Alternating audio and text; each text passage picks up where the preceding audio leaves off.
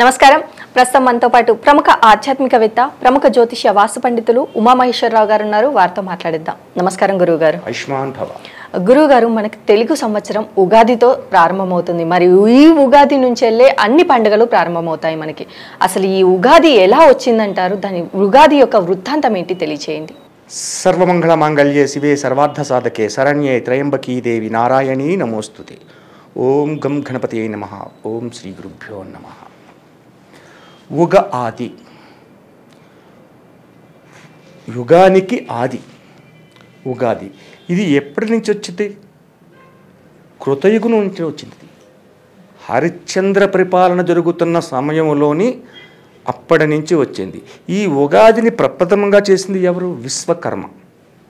విశ్వకర్మ నిర్మితమైనదిగా చెప్పబడింది.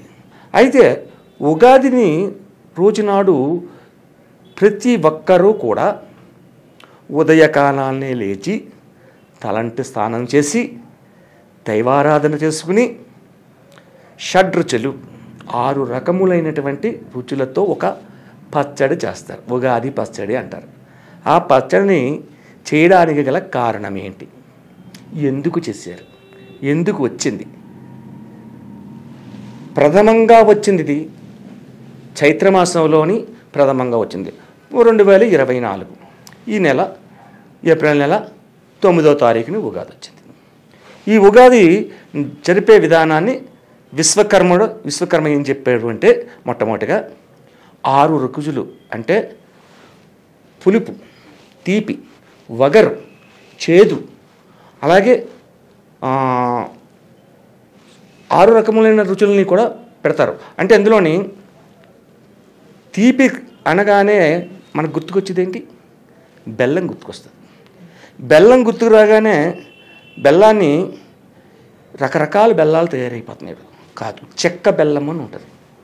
చెక్కలాగా ఉంటుంది. ఆ చెక్క బెల్లాన్ని తీసుకోవాలి. అది కొంచెం గట్టిగా ఉంటుంది, జిగురు ఉంటుంది.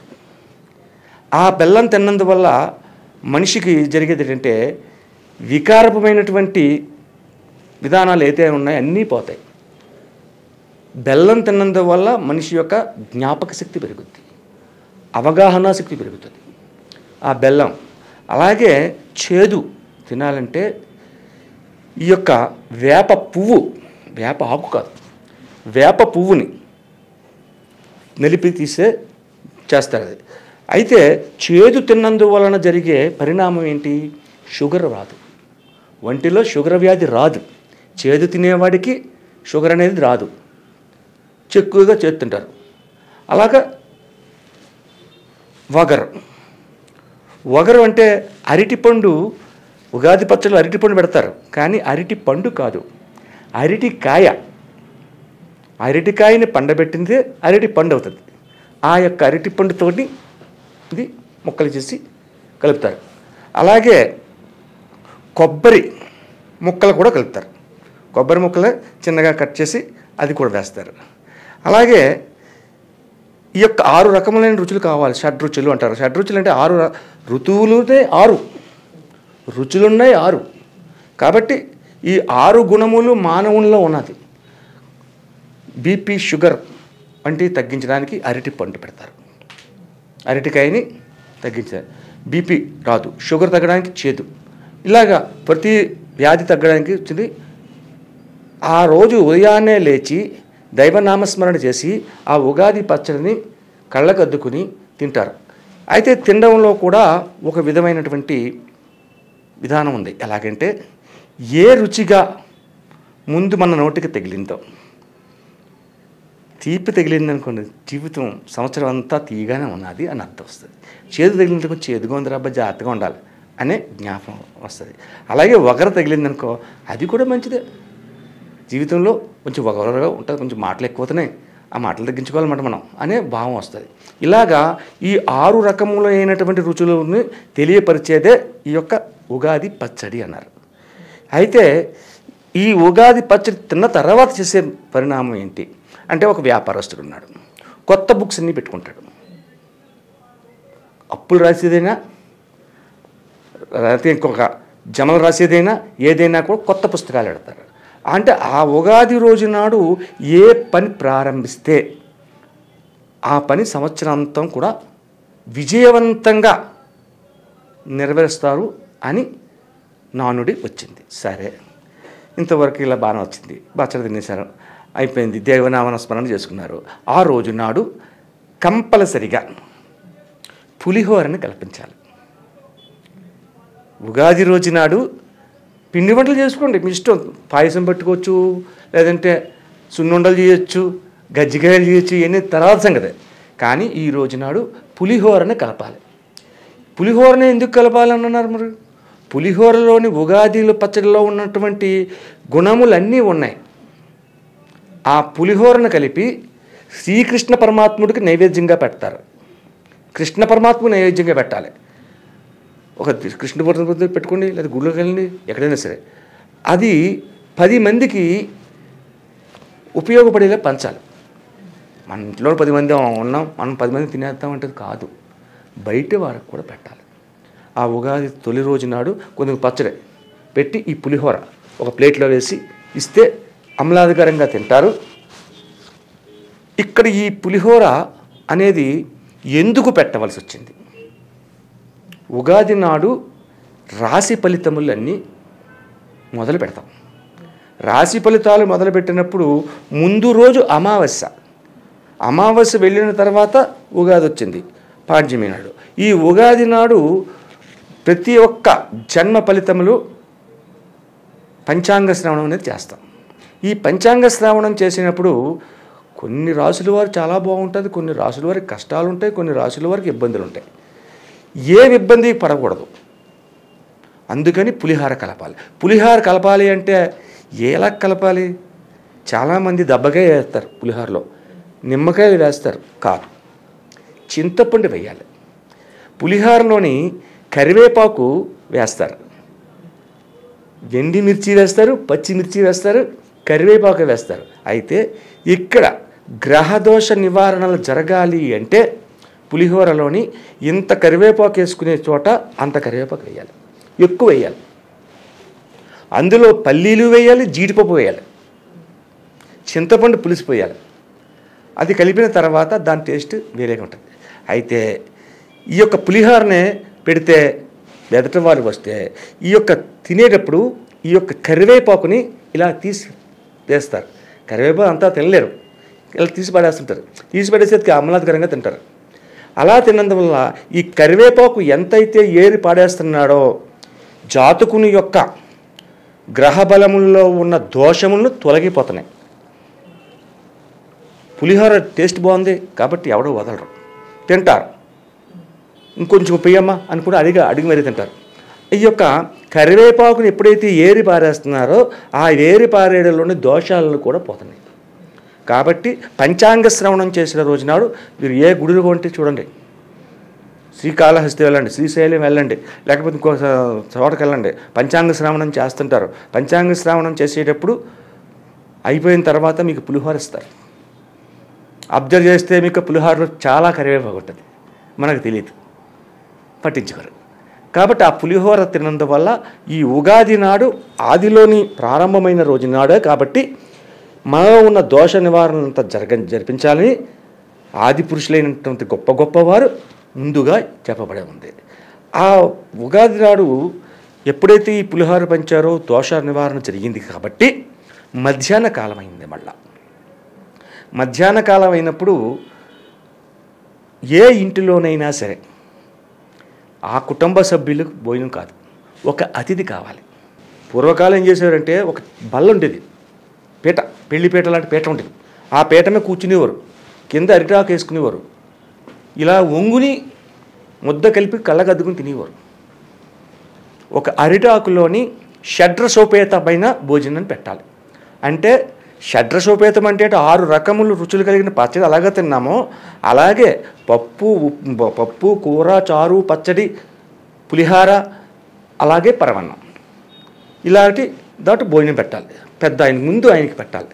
ఒక దంపతులు పెట్టండి, పెద్దగా ఉన్న వాళ్ళని అతిథి అని వాళ్ళకి పెట్టిన తర్వాత వాళ్ళ భోజనం చేసిన తర్వాత ఆ ఆకుని దంపతులు ఇద్దరు, భార్యాభర్తలు ఇద్దరు ఆ ఆకుని ఎత్తియాలి. ఆ 2 ఆకులు ఎత్తి పక్కన పెట్టి ఆ పెద్దలకి తృణము పణము మీకు తోచినట్ట బట్టలు పెట్టండి, చీర జాకెట్ గుడ్డ ఇలాంటివి పెట్టడం, లేకపోతే ఏదో. అలాగే ఒక దక్షిణ, ఆ దక్షిణ అంటే కొంత ధనం, ఒక 2 తమలపాకులు, ఒక్క కొంచెం ధనము, 2 ఫలములు, ఏయో ఫలములు, యాపిల్ అవ్వచ్చు, నారింజలు అవ్వచ్చు, సపోటాలు అవ్వచ్చు, లేకపోతే అరటిపళ్ళు అవ్వచ్చు. 2 ఫలములు పెట్టి వాళ్ళకి చేతిలో పెట్టి వాళ్ళకి కాళ్ళకు మొక్కి ఆశీర్వచనం తీసుకోవాలి. తీసుకున్న తర్వాత వాళ్ళని కూర్చోబెట్టండి ఇంట్లోని, ఏదో మాట్లాడతారు. ఆ తర్వాత ఈ దంపతులు భోజనం చేయాలి. ఉగాది నాడు అతిథి దేవత ఆరాధన చేసిన తర్వాత భోజనం చేయాలి. భోజనం చేసి ఇండుగా మధ్యాహ్నం నిద్రపోకూడదు. సంధ్యా సమయంలో సూర్య అస్తమయం జరిగిన తర్వాత ఉగాది నాడు మళ్ళా పచ్చడి ఉంటుంది, పొద్దున్న చేసిన పచ్చడి ఉంటుంది.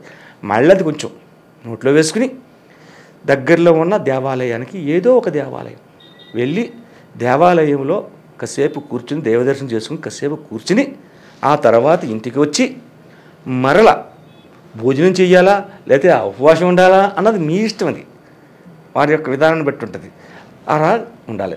ఉగాది నాడు విశ్వకర్మ నిర్మితమైన పరిస్థితులు జరిగింది కాబట్టి నాడు అంటే కృతయుగములో హరిశ్చంద్ర పాలన కాడి జరుగుతూ వచ్చింది.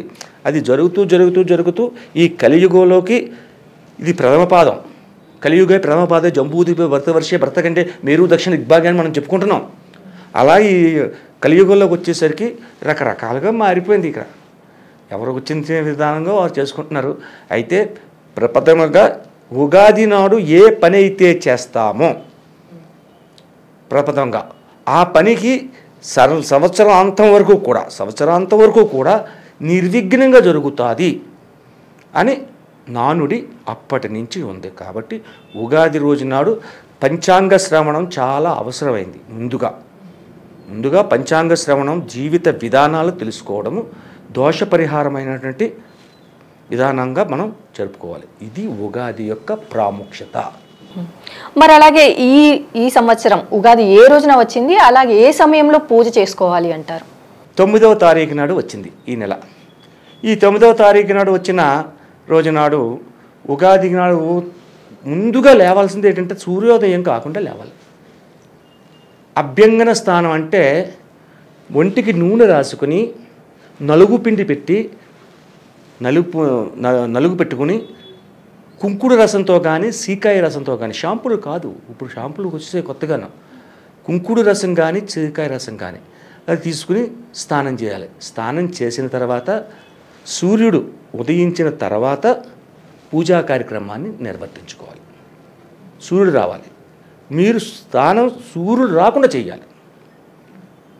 ఆ తర్వాత ఉగాదిని ఈ రకంగా జరుపుకోవాలి. మధ్యాహ్నం అయ్యేసరికి పంచాంగ శ్రవణం ఉంటుంది. పంచాంగ శ్రవణంలో కంపల్సరిగా పాల్గొనాలి. పంచాంగాన్ని తెలుసుకున్న తర్వాత మన రాశి ఫలితంలో మనకి ఆదాయం ఎంత వచ్చింది, వ్యయం ఎంత వచ్చింది, రాజపూజ్యం ఎంత వచ్చింది, అవమానం ఎంత వచ్చిందని పంచాంగకర్త మనకు తెలియపరుస్తారు. అదంతా విని దాన్ని తూచా తప్పకుండా నిర్వర్తిస్తే సంవత్సరాంతం వరకు కూడా సుఖ సంతోషాలతోటి ఆయుర ఆరోగ్యాలతోటి విరాజిల్లుతూ ఉంటారు. మరి ఈ ఉగాది రోజున పఠించాల్సిన మంత్రం ఏదైనా ఉందా? పఠించవలసిన మంత్రం అంటే శ్రీకృష్ణ నామ విధానం పఠించాలి. కృష్ణుణ్ణి మించిన కృష్ణం వందే జగద్గురం. జగత్తుకి అందరికీ గురువు ఎవరంటే శ్రీకృష్ణ పరమాత్ముడు. కాబట్టి కృష్ణనామామృతాన్నే మనం గానం చేయాలి ఎక్కువగాను. అంటే మనం గ్రహించారో లేదు, మీరు ఏదైనా పెద్దలో పనిచేసే ముందు ఓం శ్రీకృష్ణాయ నమః, ఓం శ్రీకృష్ణాయ నమః, కృష్ణ కృష్ణ అనేసి మొదలెడతారు. ఉగాది నాడు వందే కృష్ణం జగద్గురు అన్నారు. కాబట్టి శ్రీకృష్ణ పరమాత్మనే పూజించాలి అనే కాదు, రాముణ్ణి పూజించవచ్చు, శివుణ్ణి పూజించవచ్చు, దుర్గామాతని పూజించవచ్చు, ఎవరిని పూజించదు అని కాదు, ఈ దేవుణ్ణే పూజించాలన్నది ఏముండదు. కృష్ణ నామామృతాన్ని గానం చేసినందువల్ల యోగదాయకమైన శక్తి సామర్థ్యాలు పెరుగుతాయి. ఎందుకంటే పూర్వీకులు ఎప్పుడూ కూడా ఓం శ్రీకృష్ణాయ నమః అనే ప్రారంభించేవారు. కృష్ణుడితోటి ప్రారంభిస్తే అది నిర్విఘ్నంగా సాగుతుంది అని నా అన్నది. మరి ఈ ఉగాది రోజు చేయకూడని పనుల గురించి చెప్పండి. చెయ్యకూడని పనులు చెయ్యవలసిన పనులు చేయకూడని పనులు. చేయకూడని పనులు అంటే ఏంటి? ఎదటి వ్యక్తిని ఎవరిని కష్టపెట్టకూడదు, చిరునవ్వుతో ఉండాలి. ఎప్పుడూ చిరునవ్వుతో మందగమనుడే ఉండాలన్నట్టుగా నడుస్తున్నారు కొంతమంది, నెమ్మదిగా నడుస్తారు, అది చాలా మంచిది. అలాగే చిరునవ్వు ముఖం మీద చెరిగిపోకూడదు, ఎప్పుడూ నవ్వుతూ ఉండాలి. ఎదటివాడిని మనసుని కష్టపెట్టే విధంగా ఉండకూడదు. ఎవరికైనా మంచి చెయ్యండి, తప్పులేదు. మంచి చేయలేకపోయినా బాధ లేదు, చెడ్డ చేయకండి. చెడుగా ప్రవర్తించకూడదు, అంటే మాటలతో ఎదుటి వ్యక్తిని కష్టపెట్టకూడదు. మనం మాట్లాడే మాటల్లోనే ఉంటాయి ఏదైనా సరే భావాన్ని. ఆ భావాన్ని వ్యక్తికి ఎదురుగా తెలియపరచాలి. అందమైన భావాన్ని ఉంటుంది. అబ్బా ఎంత బాగా మాట్లాడాడండి ఈయన, ఈ అమ్మాయి చూడండి ఎంత బాగా మాట్లాడుతుందో అన్నట్టు ఉండాలి. వీళ్ళు మాటలు ఎంత వంకరగా ఉన్నాయో ఇలాంటివి రాకూడదు. అంటే చెయ్యవలసిన పనులు అంటే మంచి పనులు చేయండి, చెడ్డ పనులు అన్నది మీ మనసుకు తెలుసు కదా, ఏది చెడ్డో ఏది మంచిదో, ఇంకెందుకు చెడ్డ అన్నది చేయడం. కాబట్టి మంచిదనంగా ఒక వ్యక్తికి భోజనం పెడుతున్నాం, సంతృప్తిగా పెట్టండి, అసంతృప్తిగా పెట్టకూడదు. కాబట్టి మంచి పనులు అనేవి చాలా ఉన్నాయి. మరి ఎలాంటి మంచి పనులు చేసుకోవాలి? ఎలాంటి మంచి, మనం చేసేది ప్రతిదీ మంచే, చెడు అనేది ఉండదు. మన ఆలోచన బట్టి ఉంటుంది. మన ఆలోచన శక్తి కరెక్ట్గా ఉంటే చెడ్డ పనులు అనేది ఎందుకు వస్తుంది? మాట్లాడుతున్నాం, అసభ్యకరమైన మాటలు మాట్లాడకూడదు, సభ్యతాపూర్వమైన మాటలు మాట్లాడాలి. ఎదుటి వ్యక్తి మనసుని నొప్పించకూడదు. కాబట్టి మంచి పనులకి చెడ్డ పనులకి తేడా ఏంటి మనకు తెలుసు కదా, ముందే తెలుసు కదా, ఇంక రెండోది చేయడం మనం. ఆ రకంగా పెద్దలను గౌరవించడం, చిన్నపిల్లల్ని లాలించడం. చిన్నపిల్లలు ఉంటారు, వాళ్ళకి కూడా దెబ్బ తగలకుండా ఉండేలా ఉంటాడు, వాడు నవ్వుతూ ఉంటాడు. ఏదైనా కొంచెం ఒళ్ళు నొచ్చుకుందంటే ఏడుస్తుంటాడు. ఆ ఏడుపుంచకుండా ఉండే విధానమే మంచి పని. అలాగే గురువుగారు, ఉగాది రోజున మార్వాడీలు అంటే మనం చేసే పూజా విధానం కంటే వారి పూజా విధానం కొంచెం డిఫరెంట్గా ఉంటుంది. వారి పూజా విధానం ఎలా ఉంటుందో తెలియజేయండి. మార్వాడీస్ అన్నవారు 100కి 99 మంది జాబు చేయరు. జాబు చేస్తే జరిగేది ఒక 10 లక్షలు కావాలి. 1 లక్ష రూపాయలు చదువుకని, 1 లక్ష రూపాయలు ఇంటికి అవసరానికని, 1 లక్ష రూపాయలు బట్టలకని, 1 లక్ష రూపాయలు ఇదని, ఇలా 10 లక్షలు వచ్చింది. 10 లక్షలు జాబ్ చేయాలంటే 10 లక్షలు ఒకసారి రాస్తాయా? జాబ్ చేసేవాడికి రావు. వీడు సంవత్సరం ఇప్పుడు అలా కష్టపడతానే ఉంటాడు. ఈ యొక్క మార్వాడీస్ ఏం చేస్తారంటే వ్యాపారాన్ని చేస్తారు. ఏ మార్వాడైనా సరే చూడండి, వ్యాపారాన్ని చేస్తాడు. ఆ వ్యాపారం చేసే వ్యాపార సంస్థ దగ్గర ఒక గోడ మీద స్వస్తిక్ బొమ్మ ఉంటుంది మధ్యలో. ఆ స్వస్తిక్ పక్కనే ఓం అని రాసిన, లేకపోతే లాభం రాస్తారు. శుభం తర్వాత శుభం, లాభం కావాలి, స్వస్తిక్ తోటి శుభం జరగాలి అనేది చేసి వ్యాపార సంస్థనే నడుపుతారు. అంటే కిరాణా అండ్ జనరల్స్, బియ్యం, లేకపోతే అపరాలు, ఏదో ఒక వ్యాపారం. మార్వాడీస్ ఎప్పుడు వ్యాపారం చేస్తారు. ఈ ఉగాది నాడు ఎవరికి కూడా అరువు పెట్టరు ఈ మార్వాడీస్. అరువు ఇవ్వరు, అంటే వ్యాపారం చేసేటప్పుడు అరువు ఉంటుంది, కానీ ఈ ఉగాది నాడు మాత్రం అరువు ఇవ్వద్దు, అరువు అడగద్దు అని చెప్పేసి నిర్మోమట అని చెప్తారు. కానీ వ్యాపారాన్ని అప్పు పెట్టినవారు ఉగాది నాడు. ఉగాది నాడు మార్వాడీస్ ఎక్కువగా చేసేది ఏంటంటే అమ్మవారి పూజన చేస్తారు. మార్వాడీస్ అమ్మవారి పూజన చేస్తారు. దుర్గామాత అవ్వచ్చు, మహాకాళి అవ్వచ్చు, అలాగా ఇంకొక అమ్మవారు ఏదైనా సరే అమ్మవారి ఫోటోని పెట్టి పూజించి ఎక్కువగా ధనాన్ని తీసుకొచ్చి ఫోటో దగ్గర పెడతారు. మీరు అబ్జర్వ్ చేయొచ్చు, ధనాన్ని రాశి కింద పోస్తారట. ధనరాశి అంటే ఉగాది ప్రారంభమైంది, ధనరాశితో ప్రారంభమవుతుంది, ఈ ధనం వృద్ధి చెందాలి అనే డిఫరెంట్ ఆలోచనలతోటి వాళ్ళు చేస్తారు. కానీ నిజమే, మంచిది అది అలా చేయడం. ఉగాది నాడు చేస్తారు. అలాగే లక్ష్మీ పూజని దీపావళి అమావాస్య నాడు కూడా చేస్తారు మార్వాడీస్. ఉగాది నాడు, దీపావళి నాడు ఈ ధనరాశిని పోస్తారు. అయితే ఎవరైనా ఉగాది 4 రోజులు ఉంది అనగా ఈ మార్వాడీస్ దగ్గర ఉన్న లక్షణం, ప్రథమ లక్షణం ఏంటంటే వారికి ఎదుటి వాళ్ళు ఎంత డబ్బు ఇవ్వాలో ముందు మొత్తం అన్నీ రాసుకుని మొత్తం ధనాన్ని సేకరించేస్తారు. నీకు కావాలంటే ఉగాది వెళ్ళిన తర్వాత పట్టుకెళ్ళి, ఉగాదికి ముందు నా దగ్గరికి వచ్చేయాలి. ఎక్కడ ఎవడో రూపాయి కూడా ఉంచినవాడు తెచ్చేసుకుని ఉండి ఆ ధనాన్ని అంతా అక్కడ పెడతారు. దీపావళి నాడు ఒక రోజు సాయంత్రం సంధ్యాసమయం చేస్తారు, ఉగాది నాడు ఉదయకాలాన్ని చేస్తారు. ఇది మార్వాడి చేసే లక్షణం.